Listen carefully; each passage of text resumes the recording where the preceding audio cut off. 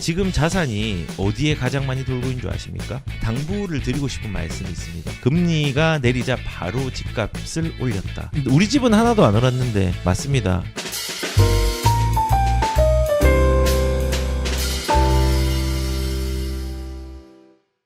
부동산에 대해서 접근함에 있어서 조금 당부를 드리고 싶은 말씀이 있습니다. 예, 그게 뭐냐? 첫 번째는 이런 마음을 좀 가졌으면 좋겠어요. 자기를 위안한답시고 자기를 어려움을 과대 포장하지 않고, 그리고 내가 가질 수 있는 기회의 가능성들을 과소평가하지 않았으면 좋겠어요. 그러니까 많은 사람들이 어려움이 있으면은 난 안 되라고 그 연민으로 자기를 위안하면서 포장을 하거든요. 그것도 크게 과대 포장을 해요. 근데 내가 가질 수 있는 기회의 가능성에 대해서는 과소평가를 하는 경우가 많습니다. 근데 우리가 시장에 참여하면요, 기회를 잘 발견할 수 있거든요. 제 상담자 중에서도 어떤 분이 노원구의 최고점으로 집을 산 사람이 있습니다. 제가 그 찍힌 걸 보고 와, 진짜 최고점에 샀네 라고 이제 생각하는 분이 있습니다. 그 이후에 왔는데 이제 그 위에 또 뭘 샀냐면요, 이 노원에 대한 부분들은 이제 회복이 시간이 많이 걸려요. 많이 걸리는데 반면에 둔촌주공에 소형 평수를 매수를 했어요. 좋은 기회를 만든 거거든요. 그래서 이분은 스스로 연민으로 과대 포장하지 않고 노원을 버텨내고 있는 와중에 스스로 기회가 없다고 과대평가하지 않고 둔촌주공을 투자를 한 거거든요. 그래서 지금도 뭐 자금 문제 때문에 조금 어려움이 있었지만은 제가 잘 해결하고 있는 걸로 알고 있습니다. 그래서 이분 같은 경우도 젊은 분인데 자기가 힘든 상황인데 이거를 막 나는 안 돼, 힘들어라고 포기하지 않고 기회를 또 엿보고 있으면서 또 이런 또 투자의 방향성을 잡았더라고요. 그리고 이제 부동산을 당부함에 있어 자산에는 양면성이 있거든요. 양면성에서 내가 어떤 선택을 해야 될지를 결정을 해야 돼요. 돈에는 혹은 자산에는요, 선과 악이 없습니다. 이 돈을 사용하는 목적에 따라서 선과 악이 나눠지는 거지, 돈 자체에는 선과 악이 저는 없다고 생각합니다. 그런데 우리가 뭐 사실은 부동산도 마찬가지로 부동산에 피해를 주는 거래도 있지만 도움을 주는 거래도 있거든요. 대출도 나를 궁지에 모는 대출도 있지만 나를 도와준 대출도 있습니다. 항상 이 양면성이 있거든요. 근데 그 양면성을 어떤 선택을 내가 하느냐에 따라서 우리의 목적에 따라서 그것들이 활용되느냐 아니면은 그것들이 나한테 피해를 주느냐가 결정이 됩니다. 어떤 분은 부동산을 바라볼 때 이 양면성을 무조건적으로 불로소득이고 자산 불리는 거 죄악시돼야 된다라고 얘기하시는 분도 있는데, 반면에 이 우리가 투자를 하거나 다주택자들이 많아지면은 우리가 이익을 얻지만은 사회적으로 반대급부적으로 좋은 역할들도 하는 부분도 있거든요. 임차 물건이 많이 나오는 거. 그래서 이런 양면성에서 뭐 내가 부정적으로 한없이 시장을 바라보면요, 부정적으로 한없이 자산들이 생겨납니다. 부정적인 영향의 결과들이 생겨납니다. 근데 한없이는 아니지만은 고민하면서 긍정적으로 시장을 바라보면요, 이 양면성에서 돈이 선과 악이 없듯이 그 돈의 활용의 목적에 따라서 나한테 유익이 되는 선한 방향으로 갈 수 있는 부분들이 있다고 저는 생각을 합니다. 임대인도 마찬가지거든요. 나쁜 임대인이 있고 나쁜 임차인도 있습니다. 반면에 좋은 임대인도 있고 좋은 임차인도 있습니다. 그래서 우리가 어떤 사람이 되느냐의 선택에 따라서 우리의 자산과 돈의 목적성이 저는 달라진다고 생각을 합니다. 그리고 또 당부를 드리고 싶은 건요, 현재를 해석하지 말고 미래를 해석하는 습관을 많은 분들이 가졌으면은 좋겠다라는 생각이 좀 듭니다. 왜냐하면 뭐 지금 저번 주에 우리가 금리가 한 차례 이제 또 내렸잖아요. 금리가 내리자 바로 집값을 올렸다. 과연 팔릴까? 라고 이제 얘기를 합니다. 근데 과연 팔릴까? 안 팔립니다. 지금 상황에서는 안 팔립니다. 왜 안 팔리느냐? 예대차 금리가 고공행진하고 있기 때문에 그렇습니다. 예대차 금리가 역대급으로 많이 격차가 벌어지고 있습니다. 그렇기 때문에 기준금리는 내렸지만은 우리가 실질적으로 대출을 받을 때의 금리들은요, 여전히 높은 것은 사실입니다. 그러면 우리는, 제가 현재를 해석하지 말고 미래를 해석하자고 했잖아요. 그러면 이제 큰일 났네. 금리 인하인데 대출이 되게 오르네. 나 어떡하지라고 생각하지 마시고 이 예대차 금리를 어떻게 해석하느냐. 지금은 당장 풀리진 않겠지만은 내년을 대비하면은 그 인하의 폭들은 체감할 수 있는 시기가 올 거라고 해석을 해야 됩니다. 왜냐하면은 연말에 대부분의 대출의 금리들은요 경쟁을 하지 않아도 되기 때문에 이거를 뭐 정책적인 부분도 있지만은 내리지 않아도 상관없습니다. 근데 연초가 되면요 이제 영업 이익을 내야 되기 때문에 대출에 대한 금리를 낮춰서 경쟁을 하면서 상품화를 시켜야 됩니다. 이제 그 시기가 연초에 이제 나올 거거든요. 그렇게 해석을 하면은 11월, 12월은 사람들이 안 좋다라고 해석하는 시기에 11월, 12월, 지금 이제 12월이죠. 이때 사람들이 힘들어할 때 나는 계약할 수 있는 집이 있는지를 거꾸로 생각하고 대출에 대한 부분들을 내년에 잔금을 치르면은 대출에 대한 금리뿐만 아니라 대출에 대한 한도들도 지금보다는 조금 많이 나오겠다라고 이제 해석을 해야 됩니다. 그래서 우리가 또 이 자산이라는 건요 이동을 하거든요. 지금 뭐 금리 때문에 사람들이 주춤하다, 정책 때문에 주춤하다 하지만요 결국은 자산이라는 건 돌고 돕니다. 지금 자산이 어디에 가장 많이 돌고 있는 줄 아십니까? 부동산도 있지만은 실질적으로 지금 비트코인에 사람들의 관심들이 엄청 많이 좀 몰려 있습니다. 절대적으로는 부동산에 대한 가액들이 크지만은 실질적으로 사람들의 그 돈의 흐름들, 자산의 흐름들이 비트코인이라든지 미국 주식에 많이 몰려 있어요. 그래서 한국 주식도 지금 주춤거리고 있고 뭐 정책적으로 문제도 있지만은 그리고 비트코인에 자금들을 유입시키고 있는 것도 되게 많고 근데 이 자산이요 미국 주식과 비트코인 자산이 결국은 어디로 또 들어올 줄 아십니까? 결국은 그 자산은요 최종적으로 그걸 담는 그릇의 일부는요 부동산이 될 수 있어요. 그리고 부동산이 부자들이 생각하는 가장 안전한 자산이 금융이 아니라 부동산이에요. 그렇기 때문에 지금 시장에 금리 예대차 금리가 많아 집을 안 사고 나는 무주택자로 있어야지라고 판단하는 게 아니라 결국은 돌고 돌다가 부동산에도 그것들이 가격들이 움직일 수 있는 시기가 온다라는 걸로 해석하면서 가는 게 되게 중요합니다. 그래서 저는 항상 사람들이 현재의 위기를 보면서 현재를 해석하고 불안한 사람들이 있지만요. 미래를 해석하려고 하고 여기에 대응하려는 습관을 가지는 게 중요하다고 생각합니다. 그래서 우리가 습관이라는 건요. 하루하루 반복된 것들을 쌓아가다 보면은 어느 순간 뒤돌아봤을 때 그 습관이 좋은 성장의 결과물로 나오잖아요. 근데 이 반복되는 것들 이겨내고 뭔가를 해석하고 공부하고 한 이 반복되는 것들이 지금은 아무것도 아닐 수 있지만요. 결국은 쌓이면은 지식이 되고 쌓이면은 습관이 되고 습관이 내 행동으로 옮겨지면요. 기회와 자산의 증식으로 옮겨질 수 있는 여건들이 마련된다 생각합니다. 그래서 제가 항상 마인드적인 부분들을 얘기를 하는 이유가요. 오늘도 이제 부동산 접근의 당부함들을 한 3가지를 얘기했잖아요. 이 마인드의 기본이 없으면요. 부동산에 접근을 못합니다. 해석을 잘못하면 접근을 못하고요. 돈에 대해서 부정적으로만 생각하면 접근을 못하고요. 그리고 나에 대한 연민 때문에 기회를 과소평가하면요. 부동산에 접근을 못합니다. 그런 부분들을 주의하시면서 처음 갔으면 좋겠다는 마음 때문에 우선 마인드적인 부분들을 얘기를 드렸습니다. 그리고 저는 좀 안타까운 게 이런 거예요. 규제가 많잖아요. 그리고 규제가 기본적으로 많이 다져져 가지고 이번 정부로 넘어왔잖아요. 그러면은 이것들이 조금은 없어져야 되는데 여야 합의가 안 된다라는 명목도 있지만은 여기에 대한 정책의 방향성들을 행동력 있게 추진하는 어떤 실천 방안들이 조금은 부족했다라는 생각이 들어요.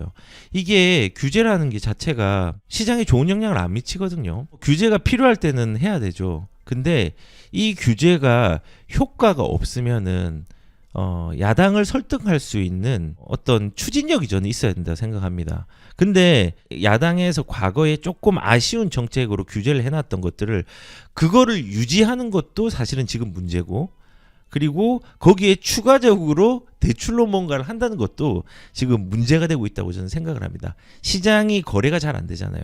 우리는 거래가 잘 돼야지 국고에 대한 세금에 대한 부분도 안정성이 갖고 비싸게 잘 되는 게 아니라 거래가 꾸준하게 되는 게 중요합니다. 부동산 세금이 진짜 우리나라 어떤 세금에 중요한 역할을 하거든요. 그리고 거래가 잘 돼야지 시장이 안정성 있게 돌아갑니다. 가격이 급등하거나 급락하는 시기들을 조금 최소화할 수 있습니다. 근데 규제로 밟아버리면요, 결국은 밟히는 척 하다가 꿈틀대고 올라옵니다. 그래서 지금 저는 이런 생각을 좀 오늘 했어요. 과연 규제란 무엇일까? 왜 규제를 하고 있을까? 이 규제가 과연 필요할까? 그 이유가 이런 겁니다. 지금 대치동, 목동, 연일 신고가, 토호제, 대출 규제 묶어도 4억이 껑충이라고 이제 나와 있거든요. 지금 보시면은 토지거래 허가구역이 지정되어 있는 지역들, 대치동, 목동, 뭐 이제 여의도까지도 이제 토지거래 허가구역이 지정돼 있죠. 여기에 재건축이나 교육의 수요들이 밀집된 곳은요, 수요가 아무리 묶어 놓는다고 하더라도 가격들의 움직임들은 계속 고공행진을 하고 있습니다. 그런데 이게 토지거래 허가구역이 지금 묶인 지 이제 5년이 다 돼가잖아요. 4년, 5년째가 이제 되어가는데 이거를 풀 생각을 하지는 않고 있습니다. 중요한 건요, 토지거래 허가구역은요, 일단은 1년씩 연장을 할 수 있거든요. 근데 이거의 지정권자가 누구냐면요, 국토부 장관이랑 서울시로 따지면 서울시장이 지정을 할 수 있습니다. 근데 지금 서울시장이 지정한 게 이제 내년이면은 이제 끝나거든요. 5년이. 그럼 끝나면은, 연장하는 게 끝나면 어떻게 해야 되냐? 만약에 국토부와 합의 맞아가지고 국토부에서 새롭게 똑같이 지정을 할 수 있어요. 그러면서 돌려막기를 하면서 영원히 지정을 할 수 있어요, 사실은요. 근데 저는 지금 올해도 이제 토지거래 허가구역이 이제 연장이 되는 걸 보고, 이게 효과가 없는데 왜 하고 있을까? 가격을 잡았으면은 모르겠는데 과연 잡았을까? 토지거래 허가구역에 있는 것도 잡지도 못했고, 토지거래 허가구역이 묶이지 않은 서초 쪽에도 잡지를 못하고 반사이익을 줬습니다. 그러면은 우리는 이거를 단순하게 이거 이제 효과가 없네, 그냥 너무 억눌리지 말자라고 생각하고 풀어주면 오히려 가격이 안정될 수 있거든요. 누르니까는 삐져나오는 겁니다. 그래서 과연 규제가 뭘까? 효과도 없는 규제를 이어가는 부분들이 과연 시장에 큰 도움이 될까라고 생각이 듭니다. 그리고 재건축도 토지거래 허가뿐만 아니라 재건축도 막았잖아요. 지금은 이제 대출 규제가 또 생겼죠. 지금 추가적으로 대출 규제가 조건부 전세 대출이라든지 아니면 주담대에 대해서 이렇게 대출을 해주는 은행들이 이제 조금 줄어들었다든지 뭐 여러 가지의 대출 규제들이 많이 있고, 그 다음에 좀 서민들이 사용할 수 있는 대출 중에서는 보금자리론 첫 주택 이용하는 거, 그것도 이제 한도가 줄어들잖아요. 꼭 그렇게 하는 게 시장에 도움이 될까? 특히 이제 대출을 규제를 했는데 서민들이 힘들어하는 규제를 했어요. 반면에 대출 규제를 했는데 여기에 대해서 꾸준하게 우리가 그 정부에서 잡고 싶어하는 정책과 지역들이 있잖아요. 강남, 송파, 서초 대출 규제로 잡았나요? 지금 가격이 올라가는 데는요, 갈아타기를 해서 이 상급지로 올라가려고 하는 사람들이 더 많아졌어요. 거래량은 좀 줄어들었지만은 가격적인 부분에서 이게 신고가를 아직도 찍고 있어요. 여기 지금 말하는 데가 어디냐면요, 잠실주공 5단지 지금 11월에 서울서 최대 거래량을 기록했다는데, 왜 이렇게 기록했냐? 재건축 사업이 이제 본궤도로 좀 올라가고 있거든요. 조만간에 이제 건축 심의를 받고 사업 시행 인가를 받을 걸로 예상이 됩니다. 근데 여기가 왜 좋은 아파트냐? 여기 뭐 설명을 안 해도 알겠죠? 대장 아파트입니다. 리센츠, 엘리트보다 더 좋은 입지에 더 좋은 신축에 여러 가지의 상품성이 좋은 물건으로 나올 겁니다. 그래서 이 잠실주공 5단지 같은 경우는 지금 이제 예상되는 거는 한 28개 동을 활용을 해서 한 70층짜리 건물들이 올라갈 거고, 세대수는 6,490세대, 한 6,500세대가 들어와요. 이 정도면은 어마어마한 숫자입니다. 어느 정도냐? 지금 이제 입주를 시작했으니까 둔촌주공이 1등이죠. 이제 헬리오시티가 2등으로 밀려났습니다. 둔촌주공이 12,000세대. 그 다음에 헬리오시티가 9,500세대, 그리고 파크리오가 6,800세대예요. 그 다음에 둔촌주공 다음으로 최근에 나왔던 게 DH 퍼스티어 아이파크, 이게 6,700세대예요. 그 다음이 어디냐? 여기입니다. 여기가 랭킹 탑5의 세대수에 들어가는 물건으로 바뀌는데 입지까지 좋아요. 그러니까 가격들이 연인 이런 식으로 쭉쭉쭉쭉 올라가는 게 보이죠? 네, 호가도 올라갔어요. 호가도 올라갔고, 그리고 재건축이 이제 되니까 이제 올라감들이 보이는 거죠. 저는 개인적으로 지금 이 가격에도 사실은 고가지만요, 결국은 얘도 기다려야 되는 시간들이 많기 때문에 이보다 더 큰 수익을 낼 수 있는 구조를 만들 거라고 생각합니다. 그래서 뭐 잠실에 들어가는데 이게 토지거래 허구로 지정돼 있고, 그 다음에 투기과열 지역이라서 실거주로 반드시 들어가야 되는 부분들이 있지만은 가격적인 부분에서 잠실주공에 못 들어간다고 하면은 우리는 이 맞은편도 봐도 되거든요, 틈새로는. 그리고 이 동네가 장미라든지 이런 동네들이 아마 리센츠보다 입지 가치는 조금 더 좋아지는 신축의 한강을 띈 아파트가 될 거라고 생각합니다. 입지가 여기는 잠실이 아니고 신촌동인데 토지거래 허구에 지정이 됐거든요.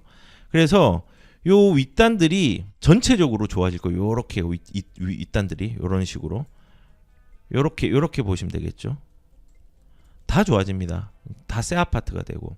그래서 잠실은 지금 비싸 보이지만은 뭐 내가 실거주로 들어가기가 가격이 실거주로 들어가 있는데 비싸다고 생각되면요, 좀 몸테크를 하면서 5,000세대가 들어가는 뭐 장미를 가면 되고, 나는 투잡만 하고 싶어라고 하면은 잠실의 파크리오라든지 아니면 헬리오시티는 실거주를 해야지 세금적인 영향들을 좀 안 받을 수 있는 건 있겠죠. 뭐 그런 식으로 이 송파도 이제 지금 저는 개인적으로는 아직까지 지금 고가라고 하지만은 괜찮다고 생각을 하거든요, 미래의 장래성들은. 그래서 지금 이 사람들이 왜 이렇게 비싼 돈을 주고 사나, 5억 4억짜리 집을 사는 사람들이 어떻게 30억 이상이 되는 집을 사는 사람이 이 가격에 샀다는 것들을 나무랄 수 있겠습니까?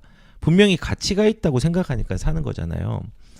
대출 규제가 있는데 상황이 안 좋은데, 시장의 거래량이 안 좋은데 이렇게 가격들은 움직이고 있습니다. 지금 11월 한 달간 서울에서 거래가 가장 많이 됐고, 그리고 13건 정도 거래됐거든요. 매매가도 많이 올라가고 있고, 지금 파리 타입 전용 파리도 33억이 넘어갔습니다. 그래서 내년 정도면은 아마도 사업 시행 인가가 될 수 있을 걸로 예상이 되는데, 요게 이제 진행이 될수록 상승장과 맞물려서 좋은 가격들로 계속 올라갈 걸로 저는 예상이 됩니다. 예, 제가 이렇게 얘기를 하는 건요, 다시 돌아와서 과연 규제란 무엇일까? 토지거래 허구구역을 지정을 했는데 가격들은 올라가고, 재건축이 진행이 될 때 여기가 투기과열 지역이고 조정 대상 지역이고 세금적으로 문제가 있는데 왜 올라가는 것이며, 토지거래 허구가 아닌데 반사 이익을 가지는 데는 왜 그런 것이며, 규제 때문에 그렇거든요. 규제가 큰 몫을 한 거거든요. 그래서 우리는 이런 것들을 보면서 과연 규제란 무엇일까? 저는 그런 생각을 했습니다. 그래서 시장에 올바르게 가려고 하면요, 억압보다는 격려가 필요합니다. 그 다음에 통제보다는 지원이 필요한 겁니다.